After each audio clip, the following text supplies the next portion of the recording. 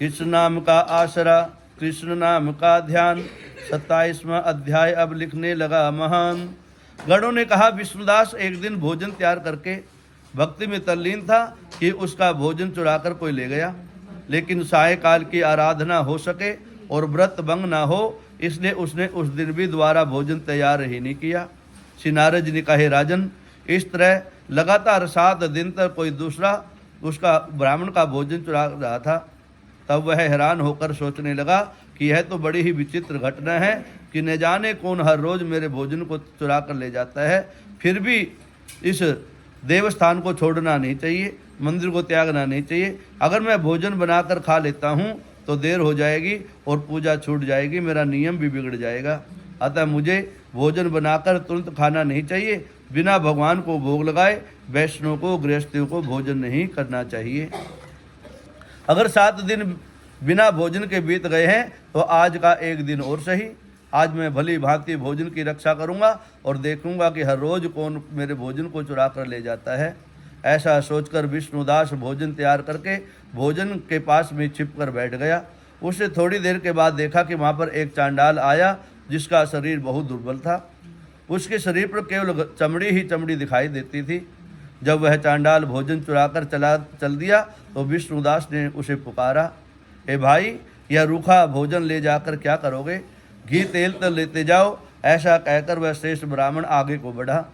विष्णुदास को अपनी ओर आता देखकर वह चांडाल तेजी से दौड़ने लगा। वह ब्राह्मण से डर गया, लेकिन दुर्बलता के कारण दौड़ न सका।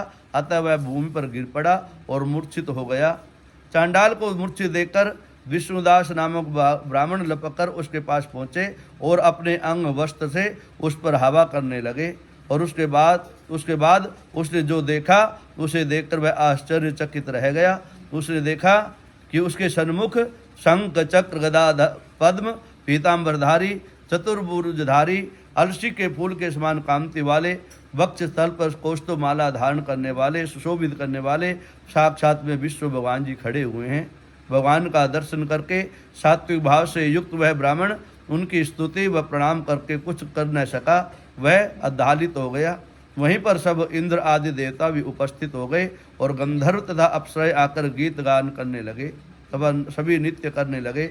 ब्राह्मण उन्हें प्रणाम करने के लिए जो ही उतावला हुआ त्यों ही वहाँ पर संपूर्ण देव, गंधर्व और अप्सराएं भी आ गई। विष्णु भगवान ने अपना स्वरूप ब्राह्मण को प्रकट करके उसका आलिंगन किया और दिव्य विमान में बैठाकर उसे वैकुंठ लोक को ले गए। दिव्य विमान में ब्राह्मण को विष्णु के साथ में जाते हुए, विष्णु भगवान के साथ में जाते हुए राजा चोल ने भी देखा। उसने अपने गुरु आचार्य मुद्गल को कहा कि मैंने जो यज्ञादि किए हैं वे सब व्यर्थ हुए क्या? जितनी दान दक्षिणा मैंने ब्राह्मणों को दी वह असफल हुई। विष्णु भगवान के दर्शन नहीं हुए। विष्णुदास ब्राह्मण ने केवल श्रद्धा और भक्ति साथ की गई भक्ति के कारण से भगवान विष्णु जी आकर उनको दर्शन दे गए। इसलिए भक्ति ही सर्वोपरि है, सरलता ही सर्वोपरि है, सहज भाव से की गई पूजा ही सर्वोपरि है, भगवान को स्वीकार होती है। मुझे भगवान के दर्शन के लिए राजकाज त्याग कर भक्ति करनी चाहिए, ऐसा राजा चोल को अनुभव हुआ। राजा के कोई पुत्र न होने के कारण उसने अपने भांजे को राजगद्दी पर अधिकार बना दिया और आप विष्णु भगवान की भक्ति करने के लिए लग गया। बहुत काल तक भक्ति करने के बाद में विष्णु भगवान जी दर्शन देने नहीं दिए तो वह अग्नि कुंड में कूद पड़ा। अग्नि में प्रकट होकर विष्णु भगवान ने राजा को गोदी में उठा लिया और कहा कि मैं तेरे त्याग और तेरी भक्ति से प्रसन्न हूँ। उसका आलिंगन करके उसके दिव्य विमान में अपने साथ बिठाकर वैकुंठ लोक को ले गए। विष्णु जी ने अपने समान रूप वाले ब्राह्मण को पुण्यशील और राजा चोल को सुशील नाम अपना द्वारपाल बनाकर उन दोनों को सदा सदा के लिए उनके जीवन में भक्ति का प्रादुर्भाव किया। जो इस कथा को सुनता है, सुनाता है, अंत समय में विष्णु लोक को प्राप्त होता है। बोलो विष्णु भगवान की। एकादशी कल सुना देंगे।